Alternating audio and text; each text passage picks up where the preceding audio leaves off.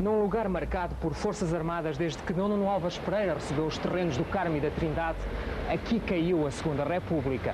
Um contingente da GNR ainda tentou protegê-la, de um largo ali atrás, mas os jornais da época descrevem uma força pequena de homens nitidamente atemorizados, constantemente apopados pela multidão. São sobretudo jovens que rasgam fotografias do presidente Américo Tomás e do primeiro-ministro Marcelo Caetano, gritando "fora, rua!".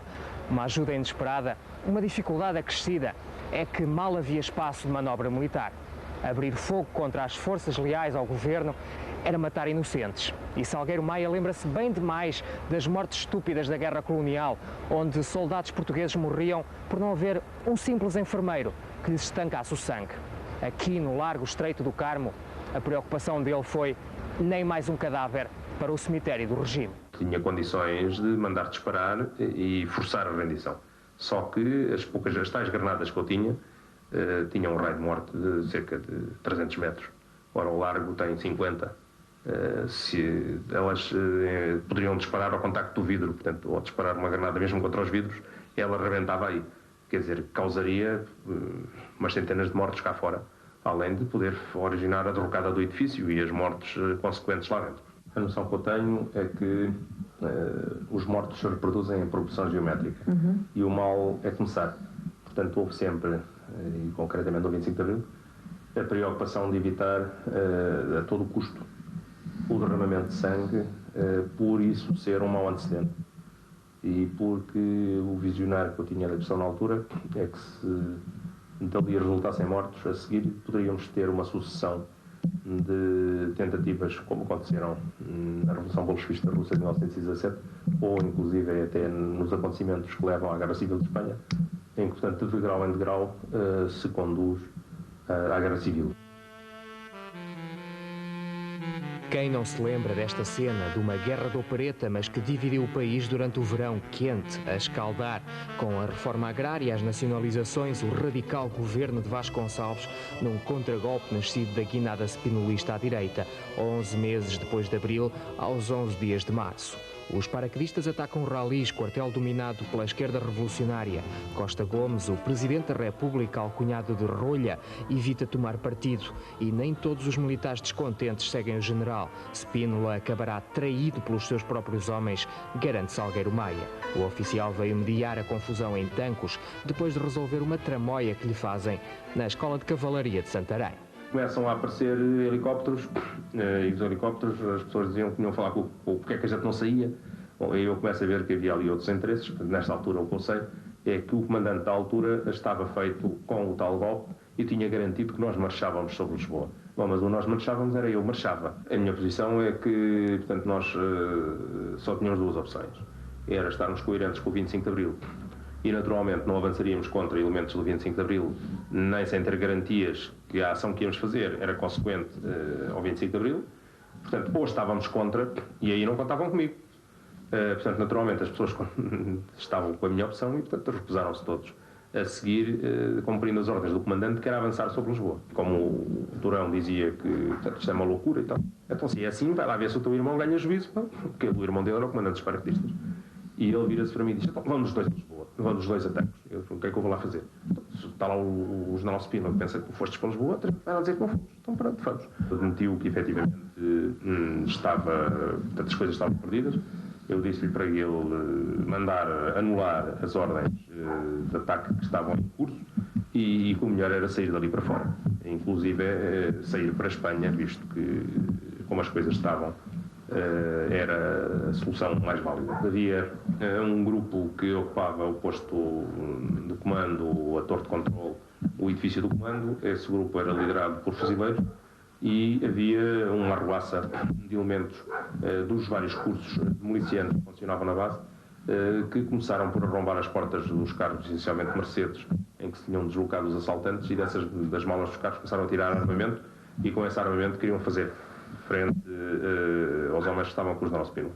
Eu fui tentar demovê-los disso, dizendo-lhe que eles eram aprendizes de feiticeiro, não sabiam trabalhar com uma arma, lá em cima estavam profissionais e, portanto, se tentassem fazer ali alguma coisa, as coisas complicavam-se. Para terem calma, que eu tentaria levar as coisas a bom termo. Quando se está a dirigir para o tal helicóptero, diz-me que aquilo foi feito por bem do povo português, que, portanto, ele reconhece que foi enganado, mas o seu sentido de missão e o seu sentido de dignidade levaram-no a fazer aquilo.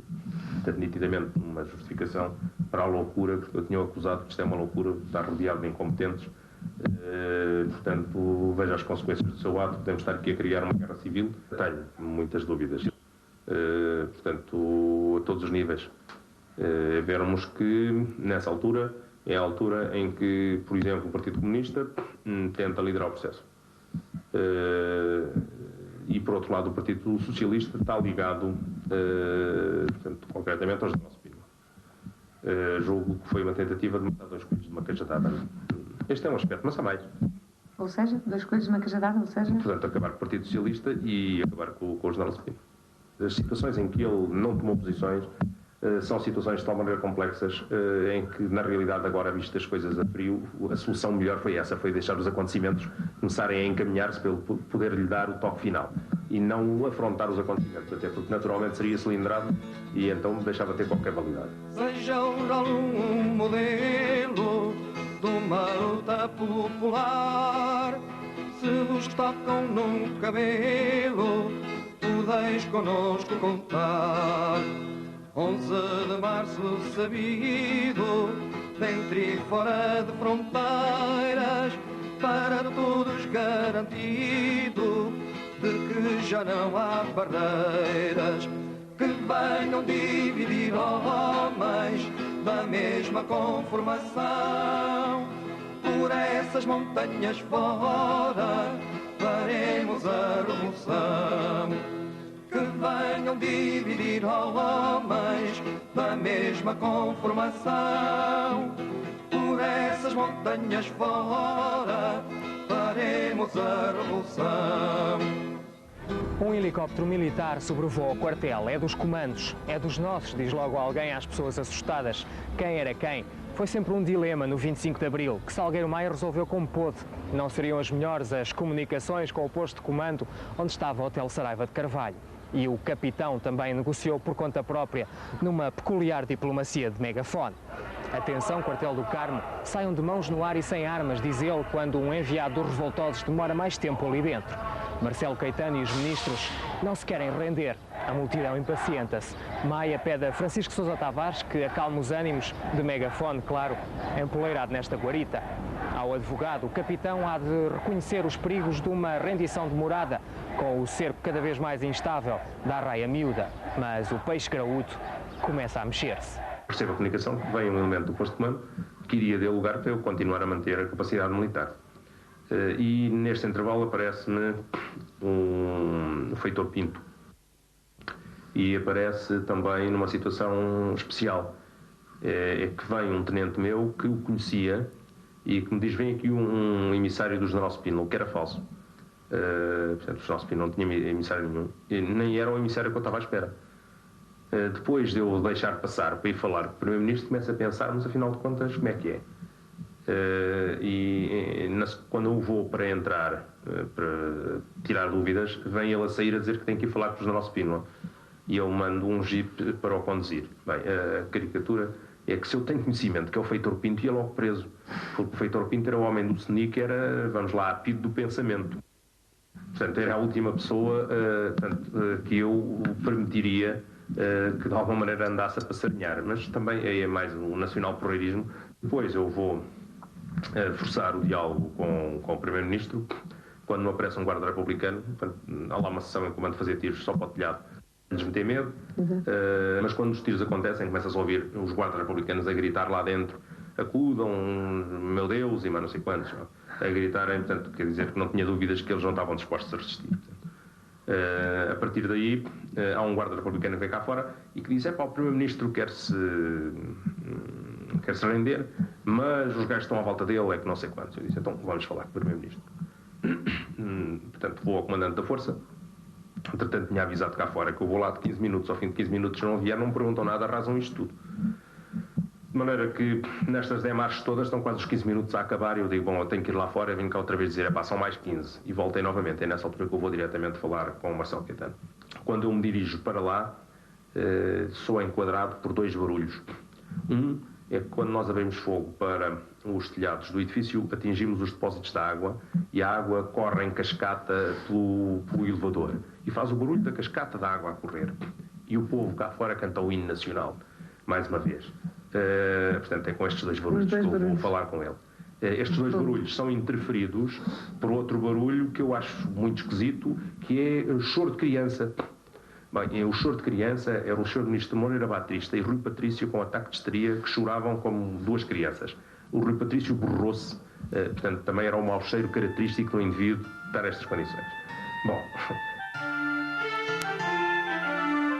25 de novembro de 75. Mais uma vez o capitão prefere a guerra das palavras ao discurso das armas. Vemo-lo aqui em imagens nunca antes mostradas à porta de Lisboa. Depois irá dialogar com os revoltosos no Ralis. Em Tancos havia insubordinação dos paraquedistas. Na televisão estatal havia mensagens sobre o poder popular. Senhores telespectadores, pedimos desculpa por esta interrupção. A democracia segue dentro de momentos. O golpe esquerdista abortou, confirmando-se os resultados das últimas eleições e a entrada de outro militar na política, Ramalho Yanes. Uma vez mais, Salgueiro Maia regressa a Santarém, de onde saíra precavido. Às ordens do Presidente da República, numa perspectiva de conter um golpe irresponsável de extrema-esquerda, que naturalmente iria desembarcar num golpe de extrema-direita, ou melhor que a extrema-direita ia aproveitar a embalagem e aquilo acabava na extrema-direita. Para que isso não acontecesse é que nós saímos para evitar que as coisas acabassem na extrema-direita. É de salientar que, como os vencedores portanto, não ficaram satisfeitos porque com esta ação fui diminuir-lhes a vitória e vermos que nessa altura se defendia que os comunistas deviam ser todos fuzilados, presos e mais não sei quantos, etc. Que a nível político o único indivíduo que parece dizer que isto não pode ser, que é o Melo Antunes, por razão pela qual, claro, também correram lá com ele. Mas, no meu caso, o inimigo era o Ralis, o regimento de polícia militar era folclore. Ora, é ao folclore que os comandos vão aos tiros, que naturalmente se fossem dialogar como eu dialoguei em todas as situações críticas não havia nada, acabaram por arranjar 3 mortos. E quando vou fazer o mesmo em relação ao Ralis, pois naturalmente o Ralis vende, até para manter a minha coerência, obriguei-os a ir à Presidência da República e entregar-se. Portanto, eu não queria uma rendição deles, vão à Presidência da República. A única maneira que eu ouvi de ultrapassar a crise era dar força ao Presidente da República. Depois tem o encanto de que quase que a nível militar se festejou mais o 25 de novembro que o 25 de abril. Ali está o rio, 2 homens na margem estão.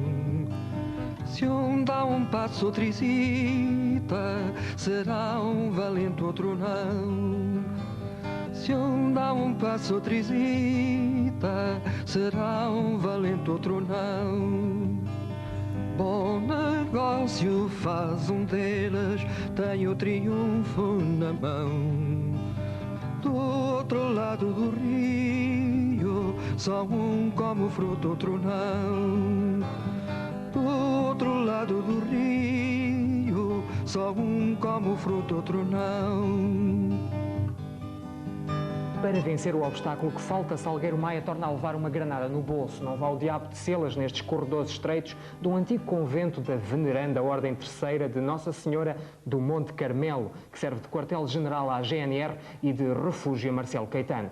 O homem cujo poder ia do Minho a Timor estava só numa salinha e, além do hino nacional, também ouvia os gritos de ódio da multidão que o fariam nunca mais querer pisar solo português. Noutra entrevista, Salgueiro Maia lembra que um general já falara com o primeiro-ministro por telefone, garantindo nada ter a ver com o movimento das tropas. Sinais do enigma chamado António de Spínola, que depois havia de receber o poder das mãos de Marcelo a esta mesa. Mas vamos à conversa de Davi com Golias. Alguém bateu à porta e Salgueiro Maia entrou. O primeiro-ministro era o único homem com alguma dignidade ali dentro. Portanto, estava pálido, barba por fazer, gravata às 3/4 e tal. Portanto, eu também, para o desarmar, entrei, fiz a continência, pus-me em sentido, fiz a continência batendo os tacões e disse: apresenta-se o comandante das forças sitiantes que vem exigir a rendição incondicional. Deixei-me estar. E ele diz: já sei que não governo, só quero que me tratem com a dignidade com que sempre vivi. Eu disse-lhe: olha, isso garanto-lhe eu. E diz-me ele: mas o que é que me vão fazer? E diz: olha, daqui vai para o posto de comando, a partir daí não é comigo. Mostrou a preocupação de saber qual era, vamos lá, o nosso objetivo político. Eu disse que o objetivo político era tão só liberdade e democracia, que o resto não seria comigo, seria com o povo. Mas que esse contexto também não era comigo, era com a coordenadora do programa, de maneira que esse assunto não sabia também, nada disso. Também não sabia, nem me interessava. Perguntou-me quem eram os generais que estavam por trás, eu disse-lhe também, para mim, esse assunto é irrelevante. E ele perguntou-me então, o que é que vai ser do ultramar? E eu disse, olha, Nova Índia não vai ser de certeza. Tudo o resto está em discussão. Portanto, não houve... Depois ele disse-me que, portanto, como viu que não lhe dava a conversa que ele desejaria, que ele queria um general para que o poder, entregar o poder a um general para que o poder não caísse na rua. Portanto, estava descansado. E, entretanto, digo-lhe, eu vou tratar já desse assunto. Venho ligar ao posto de comando e dizer, pá, tenho que mandar cá o Costa Gomes, porque o homem quer um general. Bem, não se encontrou o general Costa Gomes e acabou por aparecer o general Spínola até na conversa da sequência com o Feitor Pinto. Isto porque, em termos de eleições democráticas, quem tinha sido eleito tinha sido o general Costa Gomes e não o general Spínola. Eleito na perspectiva que nós precisávamos de uma fachada para o tal poder que nós não queríamos que fosse poder efetivo. Portanto, nós não queríamos uma ditadura militar, nem queríamos os militares metidos de alguma maneira no poder. Queríamos tão só um poder que criasse condições para que os partidos políticos se organizassem e pudessem discutir o poder político efetivo. A democracia não para, o ajuste de contas também não, e o militar que ninguém aceita por defender os dois lados do rio é afastado em 77 para os Açores. Salgueiro Maia começa aí uma travessia do deserto, posto na prateleira em Lisboa, substituindo um sargento na prisão de Santarém, submetido a votação ao entrar para Santa Margarida. Demora 11 anos a ser major, mais 7 até chegar a tenente-coronel.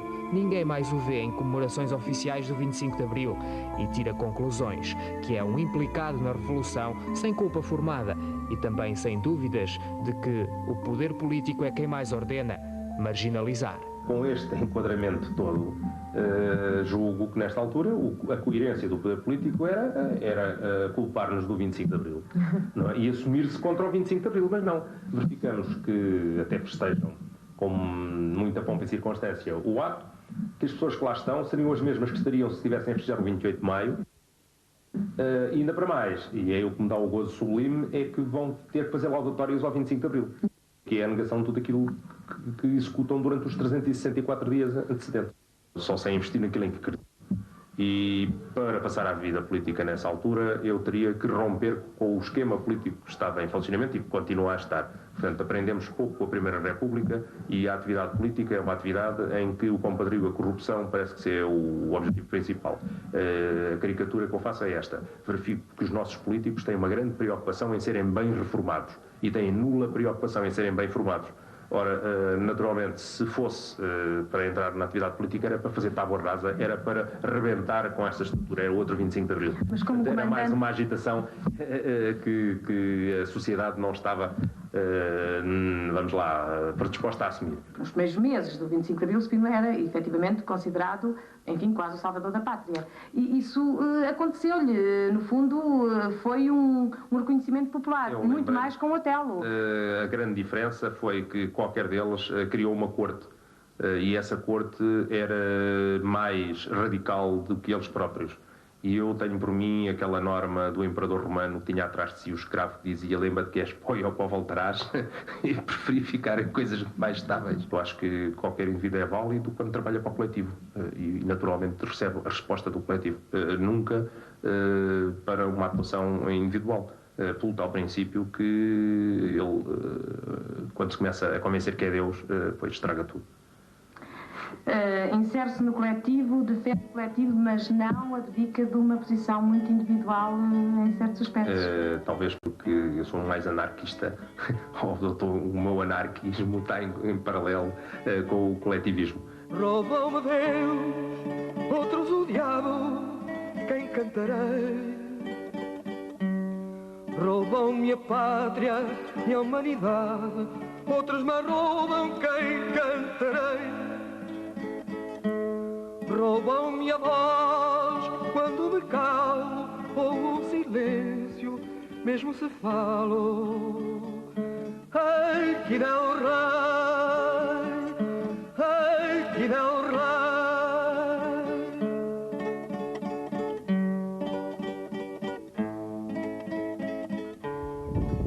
Ainda despreocupados e em festa, os revoltosos cavalariam de voltar a Santarém, onde Salgueiro Maia será recebido como um herói. É, aliás, aqui que acaba por se fixar, levando uma discreta vida na defesa do património histórico. Desenvolve o Museu da Cavalaria, ajuda nas escavações do Convento de São Francisco, filia-se na Associação Portuguesa dos Amigos dos Castelos, que guardam aquele lado mais nobre do poder, uma importância cultural e histórica, as muitas gerações que trabalharam para os construir e os tempos livres que agora proporcionam aos cidadãos. Costumava ele dizer, ou falar, ou contar, ou recordar. É do que se tratou aqui nesta entrevista, uma versão da história que vai necessariamente irritar a verdade oficial ou pedir contradição dos relatos. Mas isso mesmo justifica as últimas palavras de Salgueiro Maia, guardadas até hoje para ninguém lhe roubar o silêncio enquanto fala. E agora, para um final que todos nós conhecemos. Bom, portanto, acaba de por aparecer o General Spínola, que entra e diz-me: temos de tirar daqui o Primeiro-Ministro, que o povo cá fora gritava assassino e outras coisas, portanto, preparava-se para linchar o Primeiro-Ministro. E eu disse: não tenha problemas, que eu já mandei uma chaime tentar de marcha atrás, já vi as medidas, é à medida do portão, a gente mete-o para a porta de trás e ele sai daqui de chaime. E diz-me o nosso Spínola: então eu vou com ele. Disse: tudo bem. No entanto, na sequência da conversa, que foi só a dois, ele, quando saiu, já não disse nada. Eu acabei por meter o Marcelo Caetano e os ministros na tal Chaimite, mas o Spínola foi num carro em que tinha vindo. Portanto, é porque a conversa não foi favorável. A Gran Cruz da Ordem da Liberdade virá 10 anos depois. O grande oficial da Ordem Militar da Torre e Espada, do Valor, Lealdade e Mérito, já só a título póstumo por escolha de Mário Soares. O Estado atribuíra uma pensão a 2 inspectores da PIDE, negando-a a Salgueiro Maia pelos serviços prestados à democracia. A denúncia da atitude saudosista do Supremo Tribunal Militar numa crónica do Jornal Público vale a Francisco Sousa Tavares processos da hierarquia. Mas o juiz-presidente do tribunal acabará por se demitir, o advogado e o diário serão absolvidos. Habituado às polémicas, num só verão lhe chamaram fascista e comunista, Salgueiro Maia não havia de se espantar. Ele sabia que o tempo costuma levar a melhor. Não me chateia quem quer, mas quem pode. E, portanto, não reconheço no contexto quem possa, porque as situações não são falsas. Se fossem verdadeiras, depois de alguma maneira eu poderia me sentir ferido. Portanto, eu, por sistema, tenho por norma viver daquilo que julgo ser bom dever e de acordo com a minha consciência. E, portanto, a partir daí, umas vezes sou fascista, outras vezes sou comunista, porque, entretanto, os envolventes é que foram mudando. Mas o problema não é meu, é deles. Eu espero pela serenidade da história para fazer o ponto de situação. Hoje faria tudo da mesma maneira? Bem, julgo que são os burros é que não ganham nova andadura. Claro que, portanto, se as coisas se repetissem, teria que haver algumas alterações, mas a alteração de fundo julgo que não aconteceria. Quer dizer, continuo na minha. Se tivesse em mim a salvação da pátria, isto é, se eu conseguisse inventar uma saída que ultrapassasse o cristianismo e o marxismo e pudesse tirar do bolso, era capaz de querer então nessa altura transformar em líder. Agora, para gerir uma conjuntura em que não vejo que tenha nada de novo, então deixe-me estar quieto. Se, enquanto estiver vivo, as coisas se deteriorarem a ponto de que seja preciso outro 25 de Abril, ou outra coisa na perspectiva do 25 de Abril, isto é, para restaurar a liberdade e a democracia, há de certeza, enquanto houver um dedo para mexer, o dedo mexe e as coisas avançam. À sombra de uma azinheira que já não sabia a idade, jurei ter por companheira grândola a tua vontade. Grândola a tua vontade.